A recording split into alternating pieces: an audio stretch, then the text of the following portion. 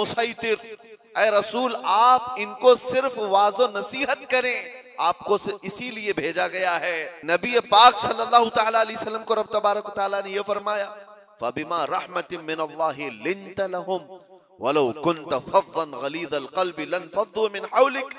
ऐ रसूल आपके दिल की नरमी है कि ये लोग आपके इर्द गिर्द हैं, अगर आप सख्त लहजा इस्तेमाल करेंगे तो ये सारे लोग दूर हो जाएंगे। किसके लिए अल्लाह फरमा रहा है? रसूलुल्लाह के लिए, कि सख्त लहजा इस्तेमाल ना करें। जुबान का सख्त लहजा इस्तेमाल करने को मना किया गया कि लोग बिखर जाएंगे। यहां पर जो दहशतगर्दी का लफ्ज इस्तेमाल है पूरी दुनिया की डिक्शनरी में नया आया हुआ, और लोगों ने तो अब इस्लामोफोबिया नाम से एक नया वर्ड इजाद किया। इस्लामोफोबिया क्या है? इस्लाम के नाम से लोगों में हैबत तारी करना, दहशत तारी करना, डर तारी करना। अगर ये चंद जमातें मिलकर करती हैं बनाम मुसलमान, चाहे वो पाकिस्तान की रहने वाली हो, अफगानिस्तान की हो, सीरिया की हो, इराक की हो, कहीं की भी हो, लेकिन वो इस्लाम की ठेकेदार नहीं हो सकती, वो इस्लाम की जिम्मेदार नहीं है। उन्होंने अपने दिमागों से इस्लाम की सूरत बनाई होगी, डर पैदा करके। नबी पाक सल्लल्लाहु तआला अलैहि वसल्लम ने कभी तो तबलीग नहीं फरमाई। आओ आपको मैं बताऊं, एक जंग से वापसी के दौरान सहाबा भी सब थके हुए थे, एक जगह हुजूर भी आराम करने के लिए लेट गए, सहाबा भी लेट गए, सबकी आंखें लग गई हैं थकान की वजह से। और हुजूर पाक सल्लल्लाहु तआला अलैहि वसल्लम अपनी तलवार एक दरख्त के पास लटकाए हुए उस दरख्त के नीचे आराम फरमा रहे हैं। अचानक एक दुश्मन जमात का शख्स आया जो मुसलमान भी नहीं थे। वो आते ही देखा हुजूर पाक सल्लल्लाहु अलैहि वसल्लम को और देखा कि सब सोए हुए हैं, सीधे गया और हुजूर की तलवार ले ली, तलवार पकड़ ली, हुजूर की आंखें खुली। आपने देखा कि ये तलवार सोते हुए खड़ा है और वो शख्स क्या कह रहा है? मैं यमनउका मिन्नी, ए मोहम्मद बता मुझसे तुझे कौन बचाएगा। वो तलवार खींचे हुए हुजूर पाक सल्लल्लाहु अलैहि वसल्लम को सोने के वक्त में आकर के इस तरह से वो पूछ रहा है। हुजूर बेदार होकर के जब देखते हैं ये पूछ रहा है, आज मुझे तुझसे कौन बचा, मुझसे तुमको कौन बचाएगा? हुजूर ने सिर्फ एक लफ्ज कहा, अल्लाह, मुझे मेरा रब बचाएगा, अल्लाह बचाएगा। वो सामने वाले के जिस्म के अंदर पता नहीं कपकपी तारी हुई और अचानक तलवार उसके हाथ से गिर गई, तलवार उसके हाथ से गिर गई और हुजूर पाक सल्लल्लाहु तआला अलैहि वसल्लम ने वो तलवार अपने हाथ में ले ली। सोचो जरा, जो शख्स आपको मारने का पूरा प्लान कर चुका हो, अचानक वो फेल हो गया और आपको बढ़त मिल गई, तो फिर आप क्या करेंगे? आप क्या करेंगे? कोई कसर नहीं छोड़े। नबी पाक सल्लल्लाहु तआला अलैहि वसल्लम के हाथ में तलवार आई, आपने वही जुमला उससे पूछा, मैं यमनउका मिन्नी, बता तुझको कौन मुझसे बचाएगा, कौन बचाएगा? थोड़ी देर पहले यही जुमला तू मुझसे पूछ रहा था, तलवार अब मेरे हाथ में। और सहाबा भी जाग गए थे। वो शख्स सिर्फ इतना कहता है, अंत करीम बिन करीम, तुम शरीफ के बेटे शरीफ हो। बस मैंने इतना ही सुना है। हुजूर पाक सल्लल्लाहु अलैहि वसल्लम ने तलवार नीचे रख ली और कहा, जाओ मैंने तुम्हें आजाद किया और माफ कर दिया। सख्ती के साथ जो तलवार उठाया है, दुनिया का तो दस्तूर है, लड़ाई उसके साथ होती है जो आपसे लड़ने आया हो। अपने डिफेंस में आदमी लड़ता है, लेकिन यहां मेरे मुस्तफा सल्लल्लाहु अलैहि वसल्लम ने उसको दरगुजर किया जो आप पर तलवार उठाया हुआ था। चाहते तो डर सुनाते, टुकड़े करके उसकी कौम के पास भेजते और दहशत फैला दी जाती कि डरो कि जो भी इस तरफ आएगा उसकी हालत ये कर दी जाएगी। नागुज़ेर हालात जब पैदा हुए तब जंगें हुई हैं, बहुत ऐसी हालतें आ गई हैं कि जीना तंग कर दिया गया है, तब जंगें हुई हैं। वरना तो इस्लाम का दस्तूर ये है। मेरे आका सल्लल्लाहु अलैहि वसल्लम ने फरमाया, ला ततमन्नौ लिक़ा अदुविकुम, तुम दुश्मन से लड़ने और भिड़ने की तमन्ना भी मत करो। जंग की तमन्ना करना भी जायज नहीं। हुजूर पाक ने फरमाया, हाँ ऐसी सूरत पैदा हो गई तुम्हारे ऊपर, तब वो जंग के नागुज़ेर हालात में कहा गया। लेकिन आज जो हालात पेश आए हैं आप अंदाजा कर सकते हैं। दहशत का लफ्ज हमारे साथ जो जोड़ा गया है, आतंक का लफ्ज या टेरर का लफ्ज जो जोड़ा गया है, चंद लोगों के अमाल हो सकते हैं, ये इस्लाम का हिस्सा नहीं हो सकता। जिस तरह से अभी हमारे मुल्क में दिल्ली में जो ब्लास्ट हुआ, किन लोगों ने किया? शुरुआती तहकीकात में जो नाम पेश किए जा रहे हैं मुसलमानों के नाम। कौन से मुसलमान हैं ये लोग?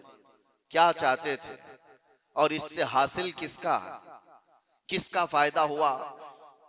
मुझे कोई भी सेंस रखने वाला मुसलमान हो, कोई भी बताए।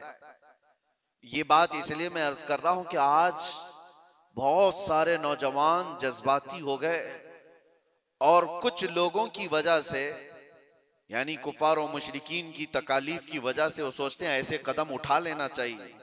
मैं उनसे कहता हूं एक बात याद रखना, एक्सट्रीमिज्म, शिद्दत पसंदी दूसरी शिद्दत पसंदी को जन्म देती है। ऐसा नहीं कि तुम तशद्दुद करोगे तो सामने वाला तशद्दुद नहीं करेगा। तुम एक करोगे सामने दो करने वाले होंगे, तुम दो करोगे चार की शिद्दत और हो जाएगी। ये हल नहीं है दुनिया में। जिन नौजवानों ने ये रास्ता इख्तियार किया, अगर मेरी बात वो सुनते हैं तो तवज्जो चाहता हूं, किसका भला किया है? इन जमातों ने इस तरह के कत्ल और गारत से, इस तरह के ब्लास्ट से किसका भला किया है? उम्मत का, इस्लाम का, मुसलमानों का, मुल्क का, किसका? किसी का नहीं। ना हक रास्ते में चलने वालों की जानों को लेना। कुरान कहता है मन कतल नफ्सन बिगैरि नफ्सिन औ फसादिन फिल अर्द फकअन्नमा कतल अन्नास जमीआ। जिसने नाहक एक जान को कत्ल किया है उसने पूरी इंसानियत को कत्ल किया। छठे पारे में रब ताला फरमाता है उसने पूरी दुनिया का कत्ल किया है। लोग क्या समझते हैं? ये ब्लास्ट कर लेना, किसी भी इलाके में जाकर के बारूद से उड़ा दिया जाना, इसको जिहाद से ताबीर करते हो? जिहाद की वो जो आला और पाकीज़ा सूरत है उसको मस्ख करते हैं, उसको लोगों के दरमियान बुरी शक्ल पेश करने के लिए। मैंने तो कभी आज तक ये महसूस भी नहीं किया। इराक के भी बहुत सारे सफर किए। चंद सालों पहले पूरी दुनिया में ISIS ने अपनी दहशत पैदा करके रखी थी। क्या थी ये जमात? कभी भी करीब से देखने वाला और पढ़ने वाला समझ सकता था इस्लाम की बूबास भी इन्हें नहीं लगी। जो 12 साल की 13 साल की लड़कियों को इराक की मंडियों में ले जाकर के बेचते हो, छोटी लड़कियों को, वहां के हालात हमें पता है, और उनकी तरबियत ऐसे करना, पूरा पेट्रोल की चोरी करना, दुनिया में बेचना, और ये कत्ल गारत और ये जो फसाद मचाया था, इस फसाद का नाम इस्लाम हो ही नहीं सकता। और इसीलिए मैंने सबसे पहले आयत क्या पढ़ी, वला तुफसिदू फिल अर्दि बअद इस्लाहिहा। रब ताला फरमाता है इस पूरी जमीन पर कहीं फसाद मत मचाओ इसकी इस्लाह किए जाने के बाद। अरे मियां, यहां कचरा डालने की इजाजत नहीं है, तुम खून बहाने की बात करते हो।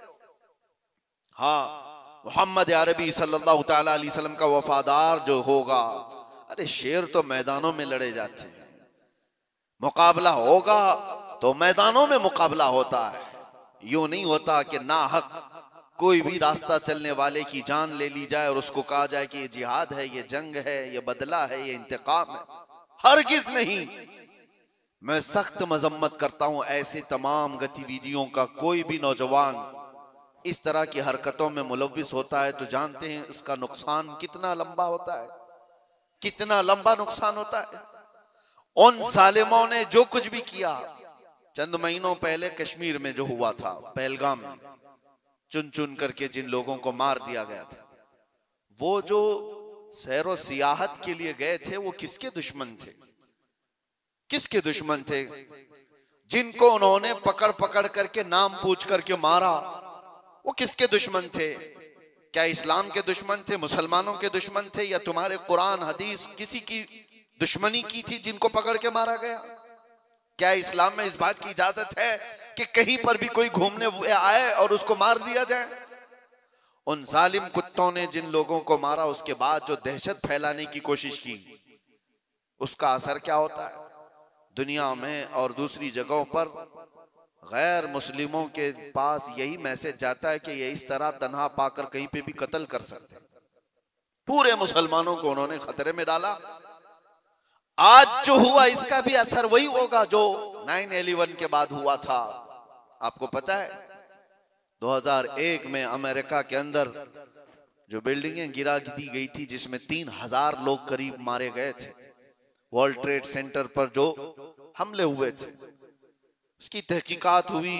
उसके बाद फिर कई सालों के बाद अफगानिस्तान से जिम्मेदारी कबूल की एक जमात ने कि इसको हमने किया, लेकिन उसका असर क्या हुआ जानते हैं?